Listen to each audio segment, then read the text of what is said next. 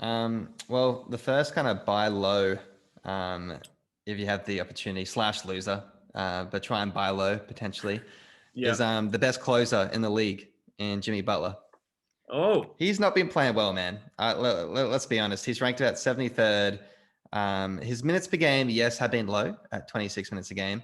He's had his, I think, an ankle injury, is a bit of injured, but he's put up 10 points, 3 rebounds, 5 assists. His steals have been good, but we know the Jimmy's better than this. If there's a league out there where someone's like, "Oh, my team sucks," because they probably drafted Jimmy in the second, third round. If you can pick him up with like a pretty reasonable trade, I reckon just go for it. He'll bring it back. He's coming off an injury. There is a world I can imagine if you put a reasonable trade out there that you could pick him up and make some value later on. yeah. Look, he's not really trying. I mean, I haven't watched too many Miami Heat games, but he looks like he's going to coast in along. Hey, he's just kind of Yeah, cruising, which we did see a little bit in the playoffs, but then he would sort of step in that fourth quarter. But when it comes to fantasy, it's too little too late, man. Like you can't be doing that. Like he's sort of just cruising, and I don't think I always was never really keen on him in the second round. For me, he was like a late second, early third to me, just because he doesn't have those. He doesn't put up the threes.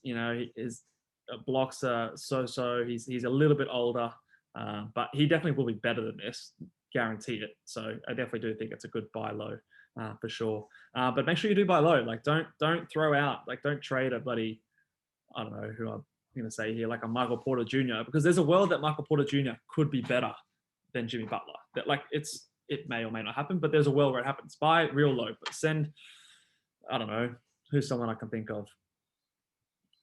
I don't know. Send someone who's like ranked 50th or that sort of level, yeah, or 50 to around that 60. range Yeah, because he could bring it back and he could get to that 20s to 30 range, yeah, where he's been so accustomed previously. yeah, He's always good in free throw. He's one of those players where you probably want to be punting threes to happen. So if you're punting yeah, threes and you didn't pick him up in the draft, he's always worth chasing. definitely. So yeah, so I reckon you're right. It's somewhere in the 50s range. So if you kind of hit like one of the later round picks as a bit of a home run, that's got a bit of value right now. Yep. It's definitely have a bit of a flyer, send some trades through, see if someone can budge. Something that I like to do, and I know you can attest to this, Cal, because I probably sent you many of these offers, and I'm sure my league mates are sick of them. Is I like to send the 2-for-1 trades are my favorites. Two players who you drafted later, they're playing really hot. Let's say like an Alec Burks and an Otto Porter Jr. Oh look, they're both playing really really well. You get two players. Jimmy Butler sucks. He's washed up, and that trade comes through, and then you get to pick up someone off the waiver wire who might be a hot free agent or something like that. Plus, you get the better player, and you get the value there. So, try a couple of those trades. Is a little hot tip from me, and it has worked for me in the past. Although I think the league is catching on and no longer accepting those trades. If I see a 2-on-1 trade coming from you, I instantly press decline. Yeah, straight away. You know what I'm up to. All right. Well, okay. If we're going on to our buy low segment, I'm going to start off with my first buy low, and that is someone who I own in Dynasty, and it's been very painful to watch. But it's Yusuf Nurkic. He has looked shit. He looks really, really bad to start the season. I've been watching a lot of Blazers games because I have been just trying to figure out what the fuck's been going on with him. I was really high on Nurkic coming into the season. I thought he had potential to be like a second round kind of big man. Obviously, in the bubble, he killed it. He was like a first round player in the bubble. Granted, it was 8 games, but he's done this before. He's played really well and been like a top 20, top 30 sort of guy. But he looks really, really unfit and really sluggish at the moment. So, which is disappointing. But I do believe I watched today's Blazers game. He looked better. He looked more aggressive. He's getting the third. He got the third most amount of shots on the team today. So it's a little glimpse to me that he is going to turn it around. He is still getting some good assists when he gets the minutes. He's had a few games where he's had foul trouble, so playing low minutes. So I know, speaking from experience, that the Nurkic owners are frustrated and worried. So you could definitely buy low on Yusuf Nurkic right now. What would you I'm be looking at willing his to? rank right now. 195 is what Yeah, Yahoo it's have on this. That's really well low. done. 9 points per game, 8 rebounds. The assists are there. He'll always put up the assists playing with CJ and Dame because they had that kind of chemistry. Yep. But yeah, not looking good so far. In the bubble, he came out so hot, and that's why everyone was so hot on Nurkic, because he was averaging like 25, 10 with like 3 blocks, which is absurd. Yeah. He's come down to earth a bit, but I think he can bring it back. He may, at this point, though, not be worth that preseason rank of around the mid 30s. I didn't pick him up, so I'm happy. Yeah, look, I was going to pick him up if he fell to me in the third round and out draft, but thankfully someone took him before me, who I was bummed at the time. But look, there's a few things that there's hope. You know, his blocks are down. You know, he had averaged close to 2 blocks in the past. Steals are down, and also his percentages are down. You know, he's been an 80% free throw percentage or a high 70s free throw percentage shooter in the past. So I have to think that has to increase at some point when he gets his fitness back, and his field goal percentage is well down as well. So these are all things, and when those things correct themselves, they will have a big impact on his ranking. Ranking's always weird at this time of year anyway. So just because it has the 195 next to his name does not really mean that that's where his value is. So definitely do not drop him. But if you're a non-owner, you can look to buy low. What would you be willing to trade for Nurkic, Cal? That's a good question. Right now, I'd probably be looking to that same kind of 5th round kind of value.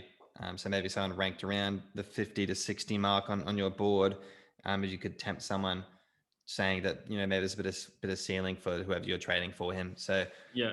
So you wouldn't do like a Domantas Sabonis or a Nikola Vucevic or something like that? If we're talking specifically about my team, because as we all know, those 2 players are drafted on my team. Yeah. They definitely would be off the board. Okay. I think that they're performing so well right now, and the ceiling for pretty much Nurkic's ceiling right now would equate to what they're really putting up currently. So it wouldn't be worthwhile. Yeah. Look, if I'm a Nurkic owner, I'm getting those offers, I would take it. So yeah, I think you got to look a lot lower than that. You know, maybe try a combination. I'm just going off your team again. Try a combination of Al Horford and Mason Plumlee. Who knows? You could get a worried owner sort of frustrated and get a good team. He could still, by the back end of the season, when he's fitter, playing over 30 minutes a game, he could be putting up top 40 numbers. You know, he's still a good player. I still think he's one of the best players on this team. So I do have faith. So hold strong there. Who's another buy low, Cal? Another kind of buy low is because he's just kind of gotten injured again. I've always had a bit of faith in him, but Larry Markkinen. Yeah. I mean, his fantasy hasn't been terrible, but I've always kind of feel like he's had that top 50 potential. Yeah. But right now he's ranked about 87. But he hasn't played many games. He's had the 4 games, injured for 3 games. It's just the classic Lowry story again, where he's gotten injured, so injury prone. Maybe based on that fact, you could buy low on him. Well, he's actually been out with the COVID protocol recently. There's a lot of Bulls players who are out with the COVID protocol. He initially had an injury because I don't know this. He's in my dynasty team. I think he did rolled an ankle or something minor. Was out for a game or 2, and then I think it was Satoransky or someone on that team contracted coronavirus, and the tracing has ruled him out for another week on top of his injury. So a lot of frustration there for the owners of Larry Markkinen.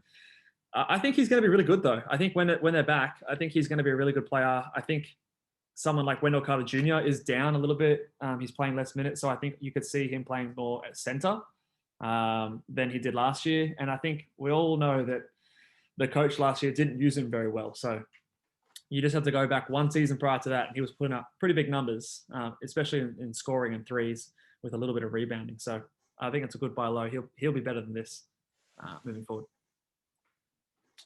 Yeah, cool. Do you want to move on to some sell highs? Do you have any sell highs on your list?